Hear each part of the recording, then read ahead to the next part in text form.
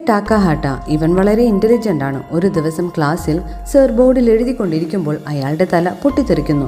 പകരം ഒരു strange toy ഡെറൂമോ പ്രത്യക്ഷപ്പെടുന്നു. അത് സംസാരിക്കാൻ തുടങ്ങി. ടോയ് ഒരു ഡെഡ്ലി ഗെയിമിനെ പറ്റി പറയുന്നു. ഡെറൂമോ കുട്ടികളുടെ മുമ്പിലേക്ക് മുഖം തിരിച്ച് നിൽക്കുമ്പോൾ ആരെങ്കിലും അനങ്ങുന്നത് കണ്ടാൽ അവരുടെ തല പൊട്ടിത്തെറിക്കും. ഡെറൂമോ തല തിരിഞ്ഞു നിന്നാൽ അവർക്ക് അനങ്ങാം. ആരെങ്കിലും പേടിച്ചാലും ഓടിയാലും തല പൊട്ടിത്തെറിക്കും. തല പൊട്ടിത്തെറിക്കുമ്പോൾ റെഡ് ബോൾസ് അവരുടെ ശരീരത്തിൽ നിന്ന് വരുന്നു. ഡെറൂമോ തിരിഞ്ഞപ്പോൾ 2 കുട്ടികൾ രക്ഷപ്പെടാൻ നോക്കി. പക്ഷെ ഡോർ ക്ലോസ്ഡ് ആണ്.